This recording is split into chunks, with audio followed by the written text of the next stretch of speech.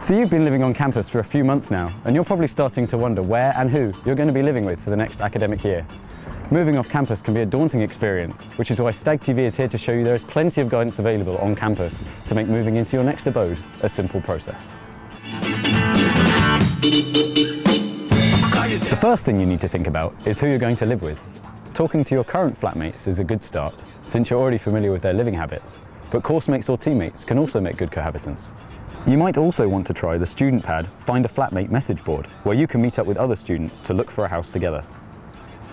It's worth bearing in mind that most student properties in Guildford are 4-bedroom houses, although you can often find places with anything up to 6 bedrooms or more. There's just less of them. As many second and final years will tell you, good friends don't necessarily make good housemates. If one of you is a party animal, or a messy animal, and the other is not, then conflict can arise. Any living situation comes with a degree of compromise, but just make sure you're agreeing to something you're comfortable living with. Once you've decided on your housemates, you'll need to find somewhere to live. Thankfully, the accommodation office offers a lot of help here. Each year, they release 2 student housing lists, a university-managed list and a private property list. Both of these lists are available to students through StudentPad, an online portal where you can search for properties specifically aimed at the Surrey student lettings market. StudentPad is protected by a password that all students will be emailed by Friday 1st of February.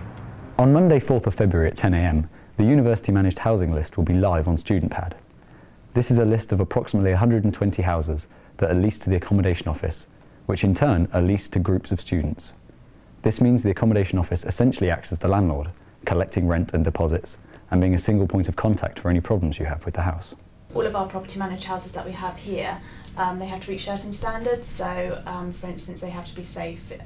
They need gas certificates, and they need to be maintained to a high standard, because we're obviously not wanting to put our students into properties that are likely to have problems. Because there is always a high demand for the university managed properties, the accommodation office asks any groups interested in a house on the list to submit an application form to the reception by 4 PM on Wednesday the 6th of February. The application form requires the full names and URNs of each member of your group, as well as the phone number of the designated lead tenant, who will be the main contact point throughout the viewing process. The form is available to download online, or you can pick up a copy from the accommodation office reception. You only need one form for your entire group.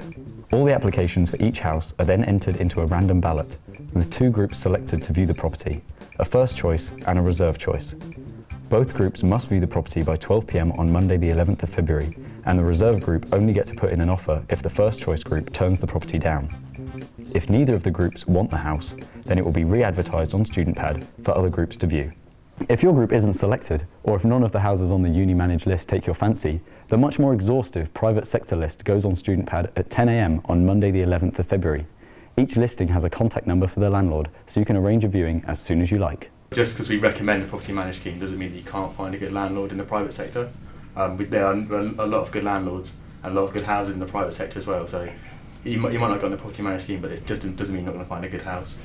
Monday the 4th of February is also the start of Housing Awareness Week, a week of talks and workshops put on by the accommodation office to give you a ton of information and advice. Try to ensure that at least one person from your group attends these events to get all the information and answer any questions you have. Also remember that the accommodation office is open every Monday to Friday from 10 AM to 5 PM if you have any pressing questions about the whole process, or you can send them an email. There are also lots of links in the description to useful guides and websites. I think the biggest thing really is don't feel rushed into anything. You definitely don't want to be pressured by friends or anybody else for that matter of fact. You want to do what's right for you and find the right house, because at the end of the day you're the ones going to be living in it. In part 2, we'll be looking into everything money related, such as rent bills and deposits, as well as what to look out for when looking for a student house. Subscribe to our YouTube channel and make sure you don't miss it. Until next time, I've been Charles Gray. Good day.